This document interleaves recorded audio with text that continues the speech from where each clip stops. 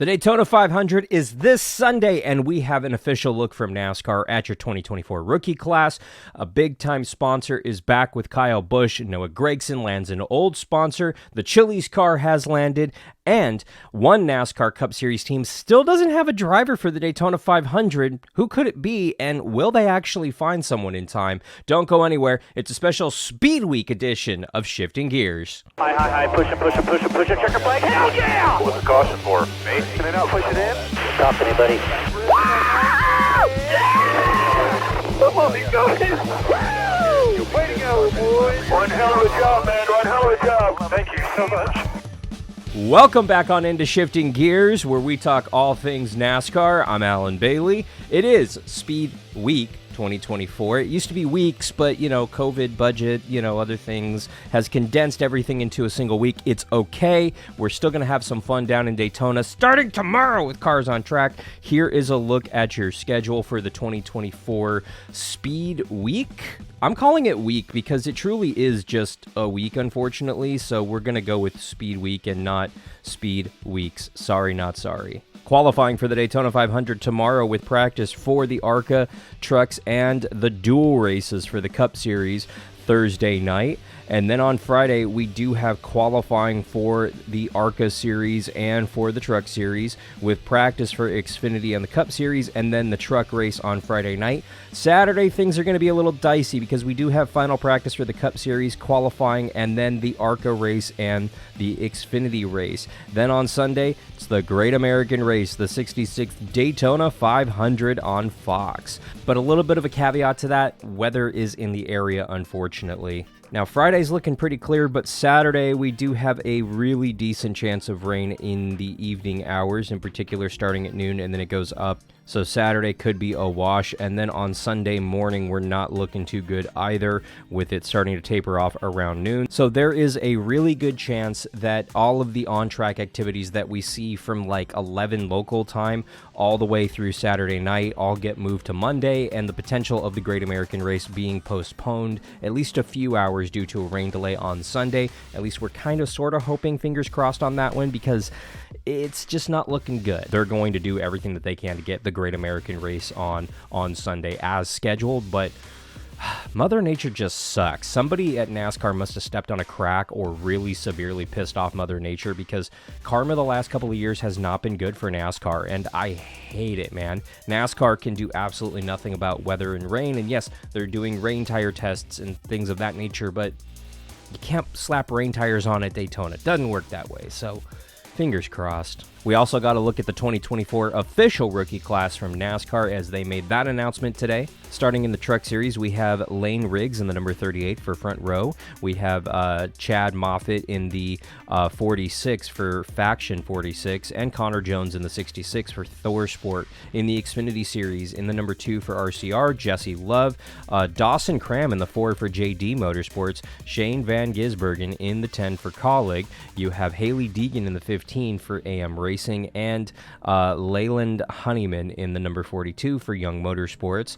In the Cup Series, no real surprise here. You have Josh Berry in the 4 for Stuart Haas. You have Zane Smith in the 71 and Carson Hocevar in the 77, both for Spire. And you also have Kaz Gralla, who's going to be racing about 25 races in the 15 and a handful of races in the 36 for Rick Ware Racing and Front Row Motorsports, respectfully. I think the most stacked rookie class has to be the Xfinity Series, sincerely, because you have SVG in there, and then you have fan favorite Haley Deegan in there, but you also have a really, really, really good talent with Jesse Love in the number 2, which should be a competitive car if they let him win over the 21. We're going to wait and see how that dynamic works out at RCR. But overall, really strong rookie class. Let me know in the comments down below, who do you think is going to win Rookie of the Year in the Trucks, Xfinity, and Cup Series, respectfully? Let me know in the comments. Kyle Busch's holy trinity of bourbon, nicotine, and marijuana have all finally come together. He's got the Thanos gauntlet ready to go now because 3Chi has re-signed with RCR, and they are back on that car for a third year. kudos to them, man. Honestly, it's a fan favorite car. It's a really good looking race car. Whether you agree with the product or not, they are here. NASCAR's allowing it. Legally, they can sponsor the car. And so much for all those Joe Gibbs Racings. We couldn't find sponsors. Yeah, there happens to be sponsors if you look in other places, and RCR definitely found that for Kyle Busch. And I'm still hoping to see Kyle Busch take on that villain role that Denny Hamlin's been taking on. I know he's been a little bit of a fan favorite the last couple of years, or at least the last year since he moved to RCR, now that he's back with Chevy and no longer at a cheating Toyota. But I just would love to see him just take the gloves off and just go full villain and embrace that intimidator-like role. The fact that he's in a black RCR Chevy doesn't hurt at all. I'm just saying. This is absolutely no surprise whatsoever, but Noah Gragson landed some sponsors, or more specifically, brought his old Junior Motorsports sponsors up and into the Cup Series to be on the number 10 this weekend in Daytona. Black Rifle Coffee, Ranger Boats, True Timber, and Winchester Repeating Arms will be on the car at Daytona this weekend, as well as next weekend at Atlanta and multiple races in 2024. It's a good-looking sponsor. A lot of people were theorizing, Bass Pro's jumped over to him. Nothing official yet. I would imagine that announcement's probably going to come, especially if Noah Gragson has some really good runs early on. And listen, man, he is very, very, very, very, very, very, very capable of winning at a restrictor plate track. And I think that's going to be the best bet for Stewart-Haas Racing in 2024 to win and make the postseason. So, I mean, I'm not saying he's going to win the Daytona 500, but if he rattles off a top 5 at Daytona or even a win at Atlanta, I mean, at that point, sponsors got to be paying attention to him. At that point, you can get your car, your sponsor, into the postseason. Why wouldn't you talk to him? We'll have to wait and see, honestly.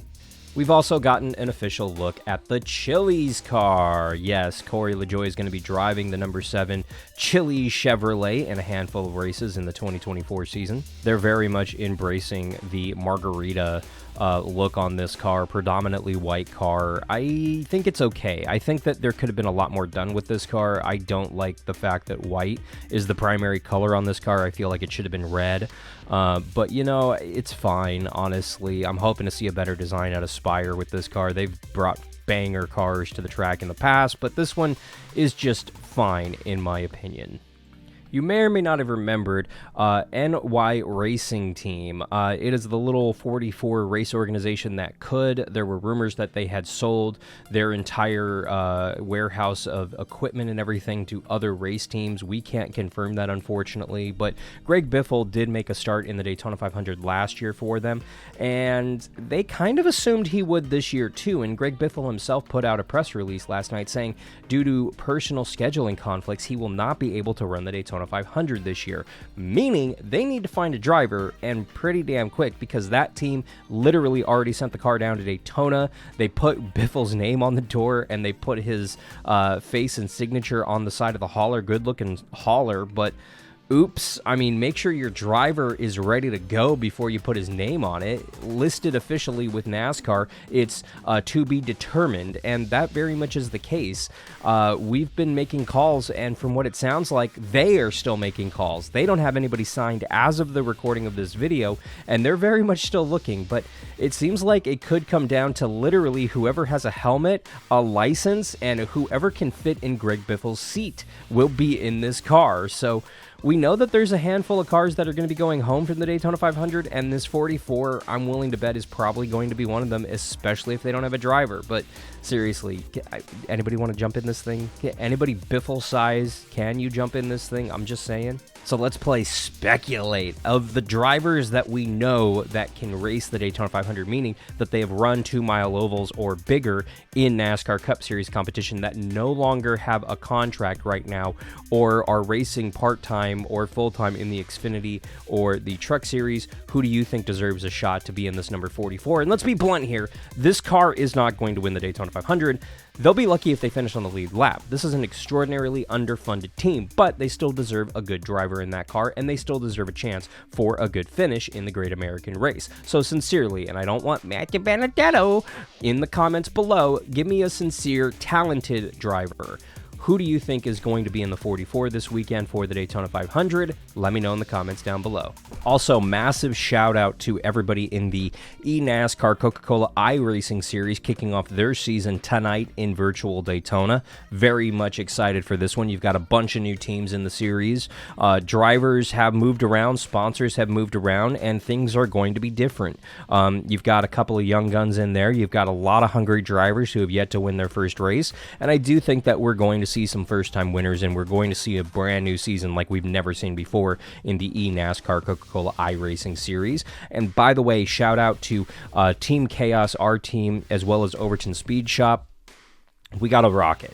That's the only way I can describe it. Some of you know I also race virtually myself on iRacing. My rig is literally right here, and I'm excited for the 500 this week. We're running the Daytona 500, which is a full 500-mile race this Wednesday, tomorrow actually, at 1 p.m. Pacific. That's 4 p.m. Eastern. We're going to be streaming it on the Team Chaos YouTube channel. The link is in the description below. And then on Saturday, we're running it again at 9 a.m. Pacific. That is 12 noon Eastern on the Team Chaos YouTube channel.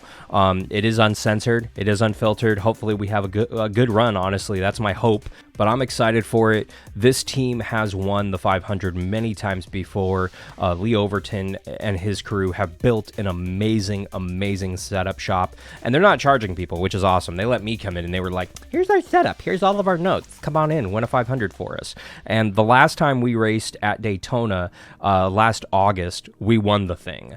So I think we've got a winning car. I really do, because the car we have for this weekend is significantly better than the one that I won with last time I was at Daytona. So I've got a really good shot at winning the virtual Daytona 500. I hope y'all come on and hang out and see if we can do it Wednesday at 4 p.m. Eastern and Saturday at noon Eastern on the Team Chaos YouTube channel. So I'm really excited, man. I want to win a 500. I want to win a 500. I cannot tell you how bad I want to win a 500. And now, my friends, it is time for one of my favorite sections of the show, the mailbag. So let's go ahead and crack open the mailbag here, starting with, will the rain come to the Xbox version also, or is it just PC only? This is in reference to the video that we put out over the weekend with the iRacing update.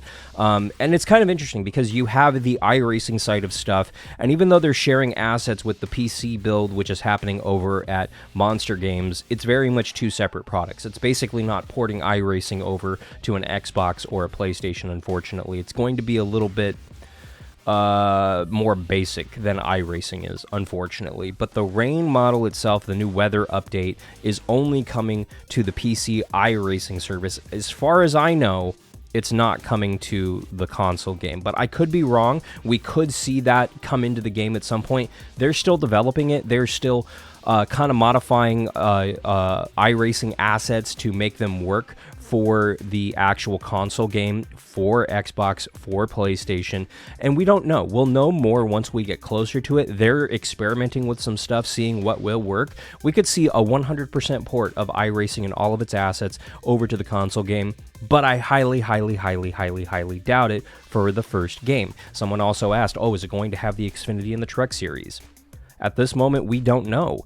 If they're successful with porting over the Cup Car and the track assets, maybe they will have time to put the Xfinity and the Truck Series in there, or maybe they're just going to get their feet wet year one and just focus on the basics and just give us the Cup Series. That's at least what I hope. I really hope Brad gets a win or two this season, maybe even the elusive Daytona 500. Yeah, I put this out. This was in our 2024 season preview that we filmed at the Coliseum. Honestly, I don't think Brad Keselowski is going to win another race. I want to see him win a Daytona 500. I want to see him win a championship with RFK. I think that that would be massive for them as a business, as a company, and for him personally, but I don't think it's going to happen. Everything that I've seen from him in Speed Weeks last week and on the track last year proves to me that he's just the guy who's pushing his car to the win. He's not going to race his own car. He's not going to take a chance one of his cars won't win. He'd rather push the 17 and come home second, 1-2, than take the chance on winning it himself. I think he's thinking as a businessman first and not as a driver anymore. I highly, highly, highly doubt he will ever be in the position where he makes the pass on his own car. And that, to me, is a driver who is mentally done. And I think he's mentally done. I think he has shifted over to full businessman and full daddy mode, and there is nothing wrong with that. That is where Brad Keselowski is at this point in his career. I just think it's a shame we're probably never going to see him win another Cup race because he's too busy playing the good owner, playing the good teammate. He needs to go out there and be selfish and go get those wins himself, but he's probably not going to do that. Kern County is a badass track. You can put temp seating in it for a race. I'll ask Tim Huddleston, who is the owner-operator of that facility, but I would imagine you could put temporary seating there. I think it holds about 10,000, a little over that right now. But my thing is this, Kern County is, no offense, kind of in the middle of nowhere. That's not really a massive population out there. Not like Los Angeles, not like Fontana, not like Irwindale. And at that point, I mean, it's kind of, you know, if you build it, will they come? And I don't know. I mean, it's hard enough to get people to drive 30 to 40 miles out to Fontana from the Los Angeles area. Are they really going to drive 100 plus up to Kern County from the Los Angeles area?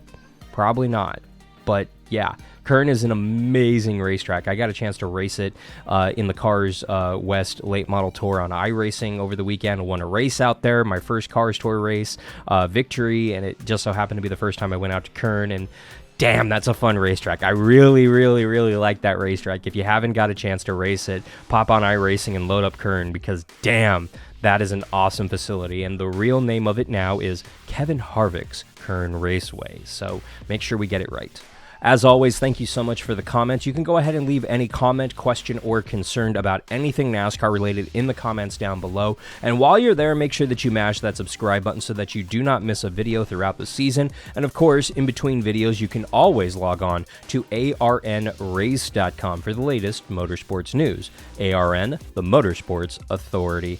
I want to thank you so much for watching. Now, here's where things get interesting. Every Tuesday and Thursday, we normally put a show out, but because the duels are on Thursday, we're going to shift Thursday's show to Friday morning because I want to talk about what we saw at the duels and kind of a preview for the Daytona 500 coming out Friday, so instead of Thursday. So we're going to enjoy the dual races on Thursday. That will set the field for the Great American Race on Sunday, hopefully on Fox, hopefully. So fingers and toes crossed that weather stays away at least on Sunday. So we're going to have to see. But thank you so much for watching. For Shifting Gears, I'm Alan Bailey. We'll see ya at the track.